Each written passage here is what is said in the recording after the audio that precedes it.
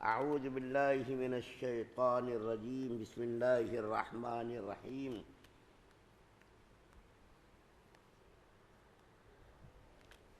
وَلَقَدْ أَهْلَكْنَا الْقُرُونَ مِنْ قَبْلِكُمْ لَمَّا ظَلَمُوا وَجَاءَتْهُمْ رُسُلُهُم بِالْبَيِّنَاتِ وَمَا كَانُوا لِيُؤْمِنُوا كَذَلِكَ نَجْزِي الْقَوْمَ الْمُجْرِمِينَ ثُمَّ جَعَلْنَاكُمْ خَلَائِفَ فِي الْأَرْضِ مِنْ بَعْدِهِمْ لِنَنظُرَ كَيْفَ تَعْمَلُونَ وَإِذَا تُتْلَى عَلَيْهِمْ آيَاتُنَا بَيِّنَاتٍ قال الذين لا يرجون لقاءنا ائت بقرآن غير هذا أو بدله قل ما يكون لي أن أبدله من تلقاء نفسي إن أتبع إلا ما يوحى إلي إني أخاف إن عصيت ربي عذاب يوم عظيم۔ اور ہم نے تم سے پہلے کتنی قوموں کو اس موقع پر ہلاک کر دیا، انہوں نے ظلم کا ارتکاب کیا تھا اور ان کے پیغمبر ان کے پاس روشن دلائی لے کر آئے تھے۔ ایسے مجرم لوگوں کو ہم ایسا ہی بدلہ دیا کرتے ہیں۔ پھر ہم نے ان کے بعد زمین میں تم کو جانشین بنایا ہے تاکہ دیکھیں کہ تم کیسے عمل کرتے ہو، اور وہ لوگ جو آخرت میں ہم سے ملنے کی توقع نہیں رکھتے، جب ان کے سامنے ہماری آیتیں پڑھی جاتی ہیں جبکہ وہ بالکل واضح ہوتی ہیں تو وہ یہ کہتے ہیں کہ یہ نہیں، کوئی اور قرآن لے کر آؤ، اس میں تبدیلی کرو۔ اے پیغمبر صلی اللہ علیہ وسلم ان سے کہہ دو کہ مجھے یہ حق نہیں پہنچتا کہ میں اس میں اپنی طرف سے کوئی تبدیلی کروں، میں تو کسی اور چیز کی نہیں، صرف اس کی وحی کی پیروی کرتا ہوں جو مجھ پر نازل کی جاتی ہے۔ اگر کبھی میں اپنے رب کی نافرمانی کر بیٹھوں تو مجھے ایک زبردست دن کے عذاب کا خوف ہے۔ سورہ یونس کی 13، 14، 15 تین آیتیں آپ کے سامنے پڑھی گئی ہے۔ کل آپ کے سامنے عرض کیا گیا تھا کہ کفار مکہ عذاب کے اندر جلدی مچاتے تھے، جلد بازی کرتے تھے کہ اللہ کی طرف سے عذاب کیوں نہیں آتا، تو اس کا جواب یہ دیا گیا تھا کہ اللہ تعالیٰ جلد بازی حکمت کے تحت نہیں کرتے، کیونکہ اگر اللہ تعالیٰ نے جلد بازی کر کے عذاب کے اندر مبتلا کر دیا تو تمہارا خاتمہ ہی ہو جائے گا۔ تو عذاب میں جو تاخیر کی گئی تو اس کی وجہ سے کفار کے اندر ہمت بڑھ گئی کہ عذاب نہیں آئے گا۔ تو اللہ تعالیٰ فرما رہے اس کے جواب میں پہلی آیت کریمہ میں کہ ہم نے تم سے پہلے کتنی ہی قوموں کو، کتنی ہی جماعتوں کو تباہ و برباد کر دیا۔ تم کسی غلط فہمی میں مت رہنا کہ اللہ کا عذاب ہم پر نہیں آئے گا، اور اگر عذاب کے اندر تاخیر کی گئی تو اس کا یہ مطلب نہیں کہ اللہ تعالیٰ عذاب نہیں بھیجے گا۔ کتنی ہی قوموں کو ہم نے تباہ و برباد کر دیا، ان کے نام و نشان کو مٹا دیا، ان کے کھنڈرات، ان کے آثار اور ان کے قلعے آج بھی بنے ہوئے ہیں جس کو تم اپنی آنکھوں سے دیکھا کرتے ہو۔ چونکہ مکہ کے لوگ بہت سارے ممالک کا سفر کرتے تھے، تجارتی سفر، اور وہ لوگ دیکھتے تھے پہلی قوموں کے آثار، ان کی نشانیاں، ان کے کھنڈرات کو دیکھتے تھے۔ تو اللہ تعالیٰ فرماتے ہیں کہ ہم نے دیکھو قوم ہود کو، قوم سمود کو، قوم لوط کو، اور کن قوم شعیب کو، اتنی بڑی بڑی مضبوط قومیں تھیں جن کی طاقت کا کوئی اندازہ نہیں تھا۔ جو لوگ کہتے تھے ہم سے زیادہ دنیا میں کوئی طاقتور نہیں، ایسے لوگوں کا نام و نشان ہم نے مٹا دیا۔ تم کس کھیت کی مولی ہو؟ تمہارے اوپر عذاب میں تاخیر کرنے کی وجہ یہ ہے۔ ایک جگہ قرآن کے اندر اللہ تعالیٰ فرماتے ہیں نبی کریم صلی اللہ علیہ وسلم کی موجودگی عذاب میں رکاوٹ تھی۔ نبی کریم صلی اللہ علیہ وسلم کا وجود عذاب کے لیے کیا تھی؟ رکاوٹ تھی۔ حضور صلی اللہ علیہ وسلم کی برکت سے اللہ تعالیٰ عذاب نہیں بھیجتے تھے۔ خود قرآن کے اندر ایک اللہ تعالیٰ فرماتے ہیں جب تک آپ اس کے اندر موجود ہیں اس قوم کو تباہ و برباد نہیں کیا جائے گا. جزوی طور پر عذاب آئے گا لیکن کلی طور پر عذاب بھیج کر مکہ کے پورے کافروں کو برباد نہیں کیا جائے گا، ان کا نام و نشان نہیں مٹایا جائے گا. خود قرآن کے اندر سورہ انفال کے اندر اللہ تعالیٰ فرماتے ہیں کہ آپ کی موجودگی عذاب کے آنے میں رکاوٹ ہے. آپ اگر نہ ہوتے تو ہم عذاب بھیج دیتے، لیکن آپ چونکہ اس میں موجود ہیں اس لیے آپ کے ہونے کی وجہ سے ہم عذاب کے اندر تاخیر کر رہے ہیں.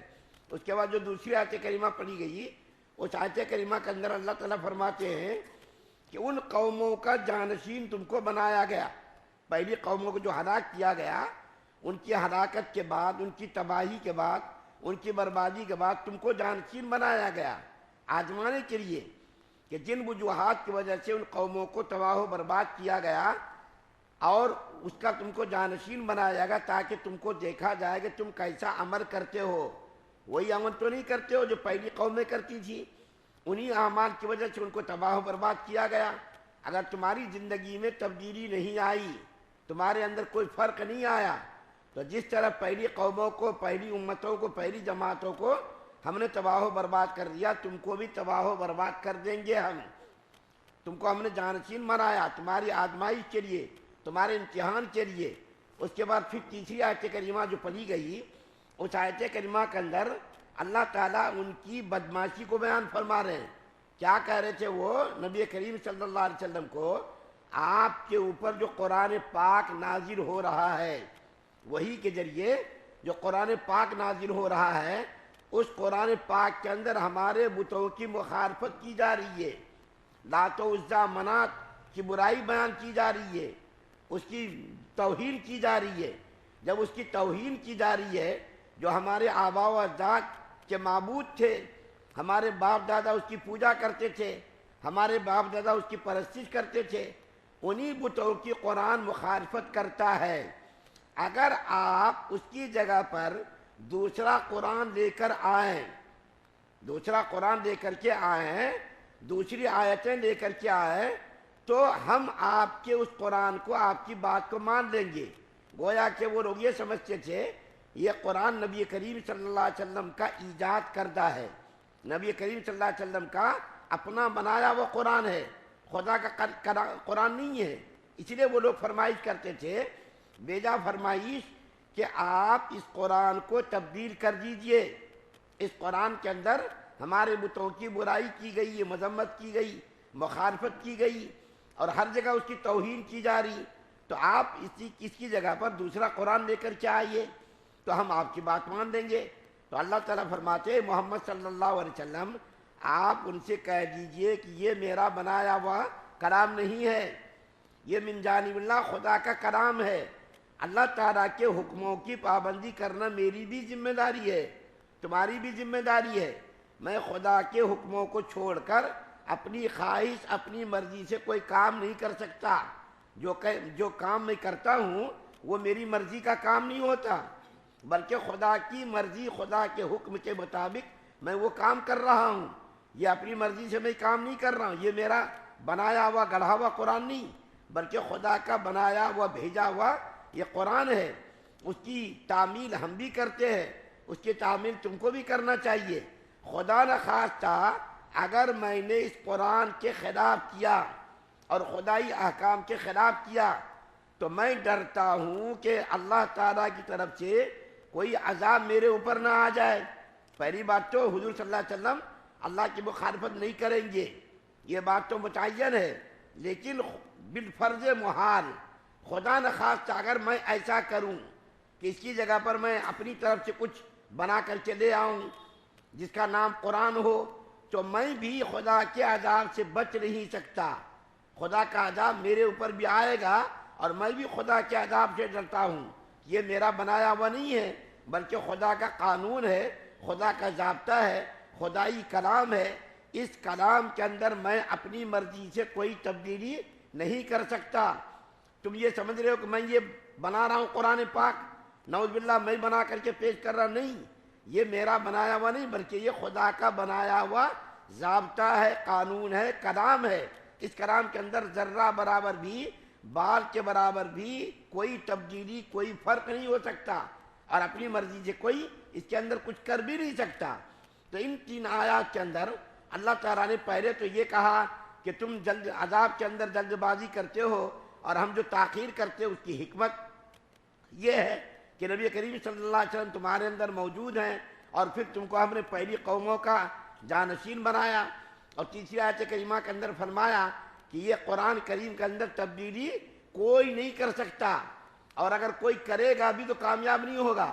آج بھی بہت سارے ممالک، بہت سارے لوگ قرآن کے اندر تبدیلی کرنے کی کوشش کر رہے ہیں. اسرائیل کے اندر بنایا ہوا قرآن پیش کیا جا رہا، اپنی طرف سے کچھ عربی عبارتیں بنا کر کے پیش کی جا رہی ہیں.